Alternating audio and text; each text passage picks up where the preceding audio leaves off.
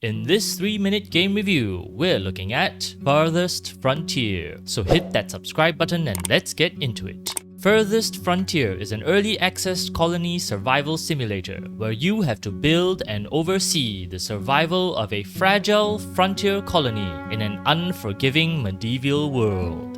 The game has some of the most beautifully rendered landscapes I have ever seen in a city builder.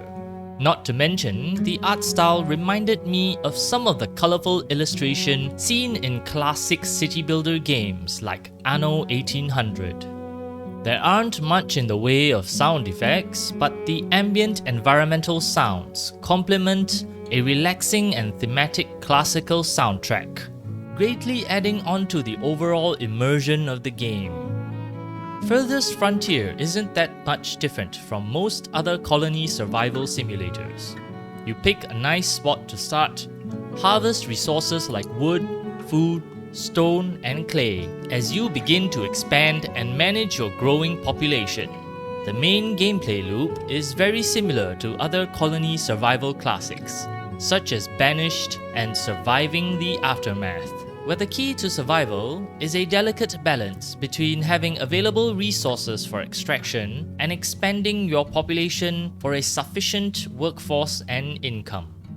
Not to mention, the game also has a huge variety of external events like wild predators, disease outbreaks, crop failures, natural disasters, and enemy raiders. And you can be sure that these events will definitely ruin your otherwise perfect plans. Farthest Frontier does not have much when it comes to new and innovative gameplay mechanics. However, it does add in many small but great quality of life features that eliminate some of the tedium that is present in many colony survival games. Stuff like scheduling your crop rotations between different types of vegetables and grains, logistical enhancement buildings like wagon stations and temporary housing for your frontline workers are some of the interesting additions which make the game more convenient but not necessarily less of a challenge. Farthest Frontier is no walk in the park, and the difficulty curve is steep and unforgiving, so be prepared for some failed runs. There isn't much of a story here aside from a short opening cinematic, but the setting and beautifully rendered environment was definitely immersive.